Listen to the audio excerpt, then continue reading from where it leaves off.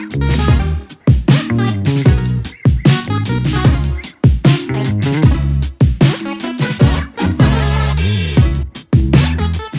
up, everybody? Thanks for tuning in to another episode of That Sports Podcast. I'm your host, as always, Brandon. So we're going to jump right into this thing this week. Carson Wentz says Jim Irsay's comments about him were out of left field. He felt that, he did, an okay job out there, and that, Colts, that he was okay with Colts ownership and stuff like that. I touched on it briefly in another episode, in a previous episode, where I said, Jim Irsay had came out and said that the Carson Wentz experiment was a mistake, and, this, that, and the third. And, basically I said that hindsight is 20/20, but I also said that I felt like Jim Irsay was kind of kicking a man while he was down. I didn't think the comments needed to be made, you know what I mean? Like, especially in that manner. And like I said, hindsight's 20/20. So looking back on it, yeah, it was a mistake for them. But Carson Wentz saying it's out of left field, it's in line with what I said about it being hindsight 20/20. I mean, I don't think Carson Wentz had a horrendous season out within with his time with Cincinnati, the Colts, right? I don't think he had a horrendous outing with them. Could he have played better? Yeah. Could he have made some better decisions on the field? Yeah. But that's Carson Wentz's MO. He's not a consistent quarterback. He's got a great arm. And he can play really at a high level, but at the same time, he makes a lot of the same mistakes, trying to force the ball downfield and stuff like that. So, I feel like at the end of the day, he maybe was blindsided by the trade because it happened so quickly. I mean, he was only out there for like a year and stuff like that. But, to say they're out of left field, it's completely in line with, it being hindsight for Jim Irsay and stuff like that. And I mean, I do, feel bad for Carson Wentz just because, his time there, I don't think he was given enough time there, to be honest. I mean, one season, and they didn't even do that bad, but at the same time, it's like, the Colts had an opportunity and they seized it. They're moving on from it. They didn't like what they saw and stuff like that. And, it is what it is. Anyway. The Eagles signed James Bradberry. The Giants released him, last week or the week before. I know it was in the last 3 weeks that the Giants released him due to cap space, and the Eagles picked him up. And Bradberry said that the reason he joined with the Eagles was because, the defensive line, they play really well and stuff like that. And I think it's going to be a great fit for Bradberry. It sucks that the Giants had to let him go, but that's part of the side effects of having Gettleman and Joe Judge out there and stuff like that. The Giants had to make some tough decisions, to make some cap space and stuff like that, so they had to really commit to the future. And it sucks. I mean, I think the Giants defense takes a major hit with that. I think that I don't think that it takes the team too far, sets the team too far back. But at the same time, as hopeful as I am, the Giants are going to have a good season. I don't see them. Optimistically, I see them. Keeping and staying in third place. Just because the Cowboys, they're still going to be the Cowboys. The Eagles just improve their defense a little bit. Their offense, they plays at a high level and stuff like that. They were a good team last year.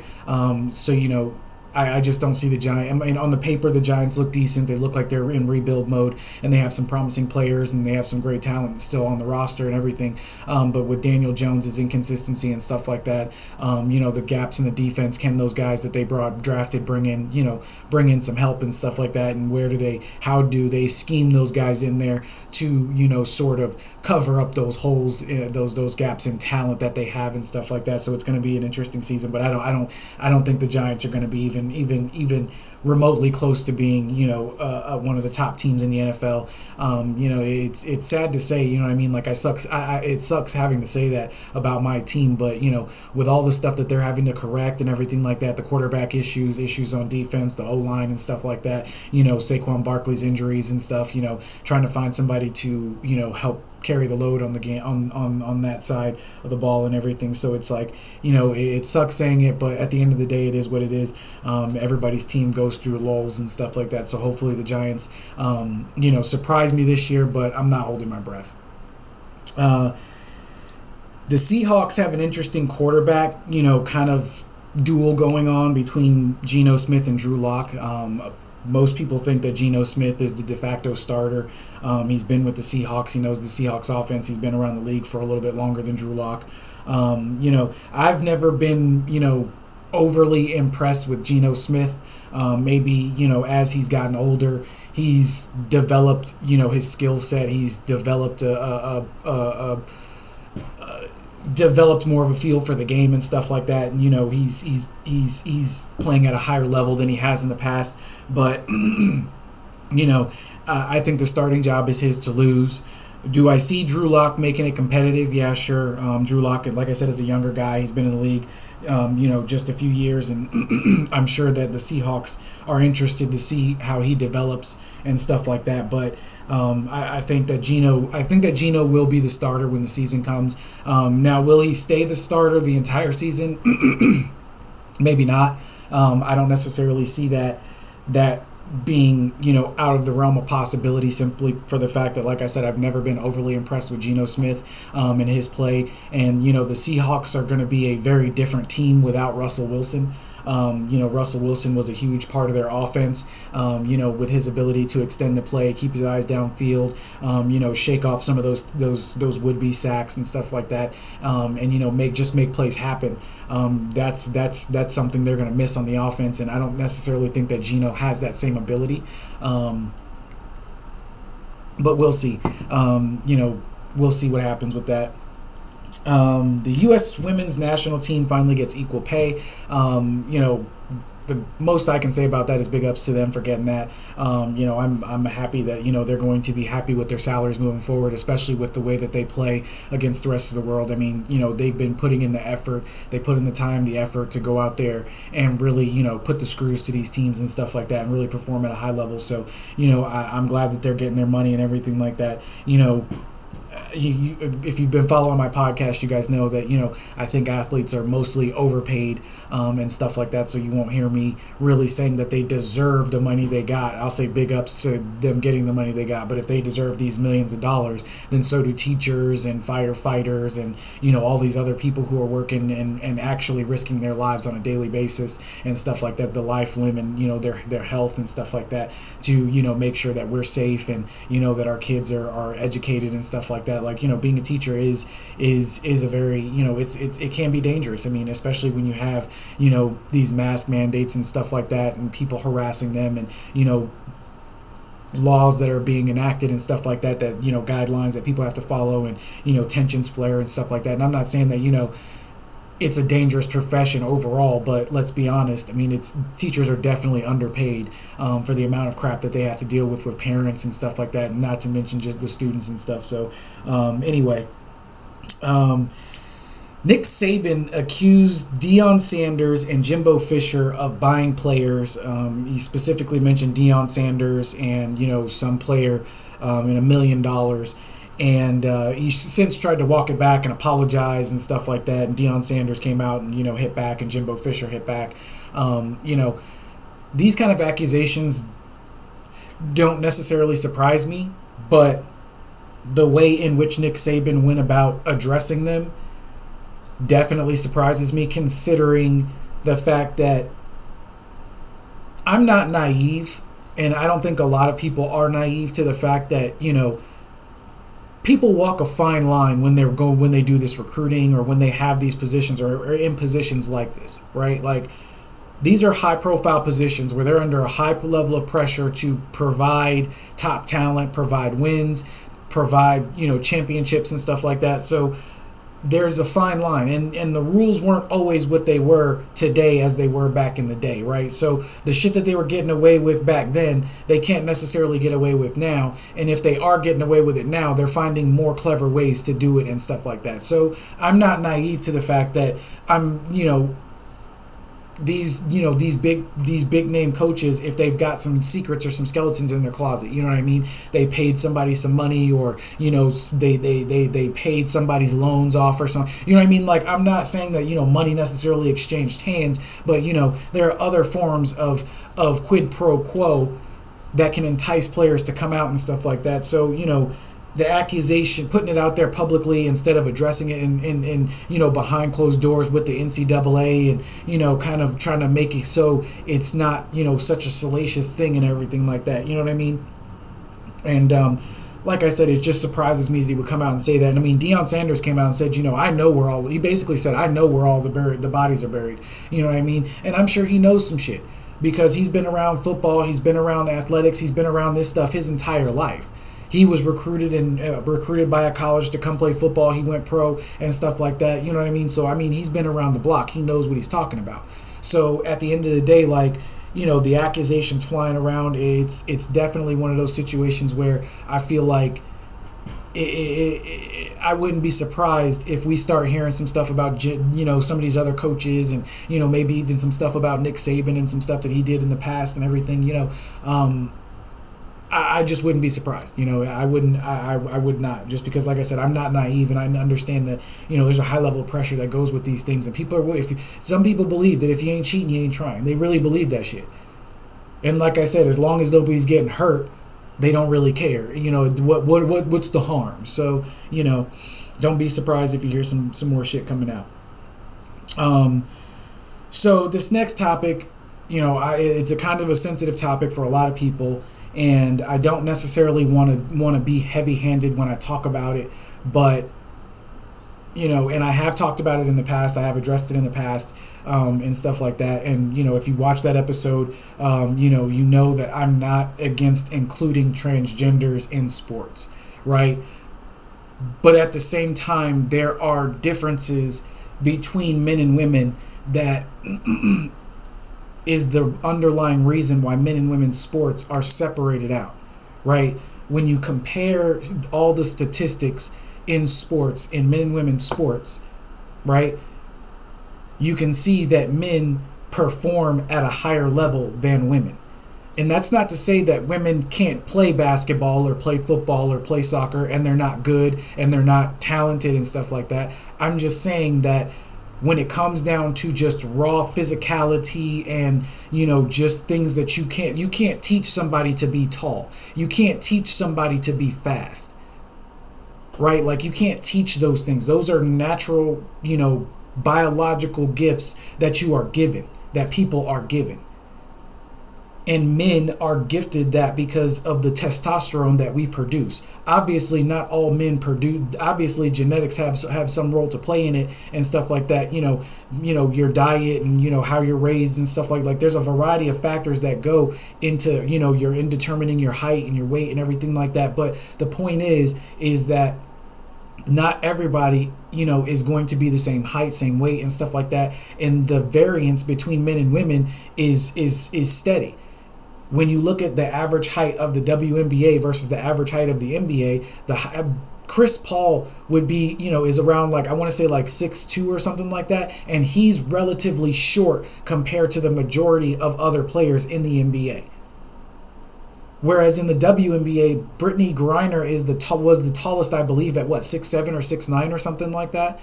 So it's when you think about it, comparatively, like I said, on average, men grow taller, bigger, and stronger.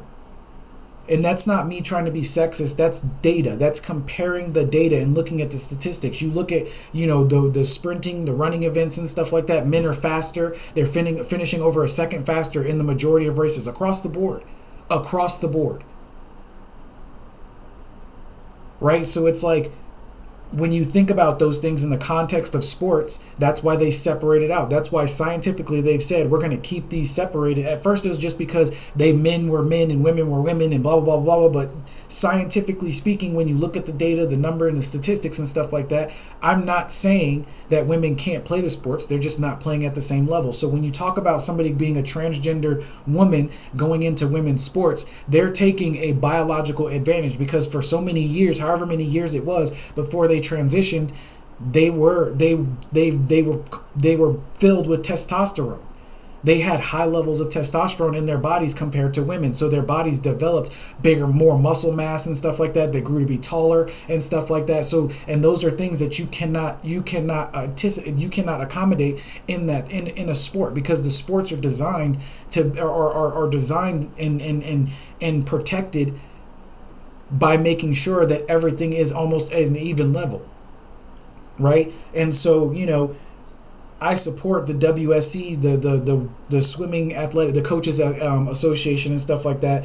I agree with them with their stance that there should be a trans division or a co-ed division for all people to compete and trans people to compete. Because when you think about it, how fair is it that transgendered men won't be able to go into sports? Because transgendered men by nature aren't going to be as tall as other men. Like, they were women at one point, right? They were designated girl at birth and stuff like that, estrogen, and they like I said, so they're not going to necessarily grow as tall as men and have the physicality and stuff like that. And if they do, it's because of the testosterones that they have to take in order to get their bodies to do that. Now, how do you say that it's okay for one person in the sport to use testosterone, but not okay for another person to use testosterone? And then on top of that, how do you make it so that they don't actually gain some sort of unfair competitive advantage by pumping that human growth hormone? Right? Because if testosterone in all major sports is a banned substance, if it is not naturally produced in your body, and they test you for that, they have the United States Doping Association and stuff like that, and they test for that.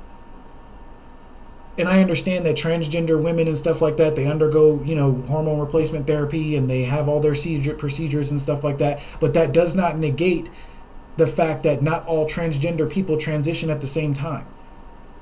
And in the case with Leah Thomas, she transitioned very late in life when her body had fully developed as a male. She had trained as a male and everything like that. So when you look at that person going over and look at the dramatic shift in ranking. This person was ranked 400, somewhere in the 400s when you were talking about when you compare them in men, but then you move them over to the women and she shoots over up to the top of the charts. You can't tell me that there wasn't some disadvantage, there wasn't some advantage in being a man that lended itself to swimming. And like I said, I'm not trying to be heavy-handed. I'm saying statistically speaking, it's not fair, especially as hard as women had to have, their sports, to be seen as equal in sports. And then to have somebody come over, you train with this train to compete against other women, and then you have somebody come over who's got a natural biological advantage because at one point they were a full-grown man. It's not fair. The level of competition is just not there. It's not. That's why Leah Thomas won. And then I read another article that talked about the biological advantage and stuff like that, and it was saying that didn't Michael Phelps have a biological advantage, and how is that fair? And that's what competition is for, to find out who the best is. The best of men, the best of women, especially when you talk about these individualized sports where people are racing. You want to find out who the world wants to know who the fastest is. And for a long time, it was Michael Phelps. He dominated most men in the pool because he just had biological gifts that no one else could compete with. Plus, he had the drive and the determination to be the best. It's the same with Michael Jordan. Michael Jordan wasn't the tallest person in the NBA, but he had the mentality, the physicality, and the raw talent that he honed and refined into the monster that he was, and he dominated basketball for years.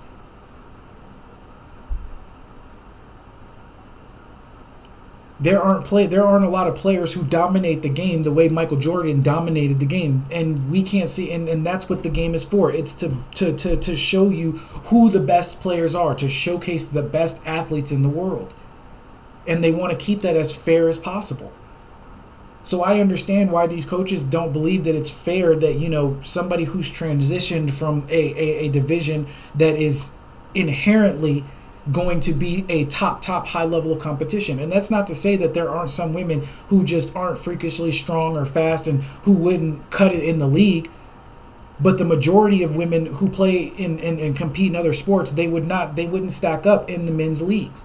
And that's not to knock women down or disparage women, because I love the fact that women can compete. I love watching women's mixed martial arts, women's soccer and stuff like that, volleyball. Like, I love women's sports just as much as I love men's sports.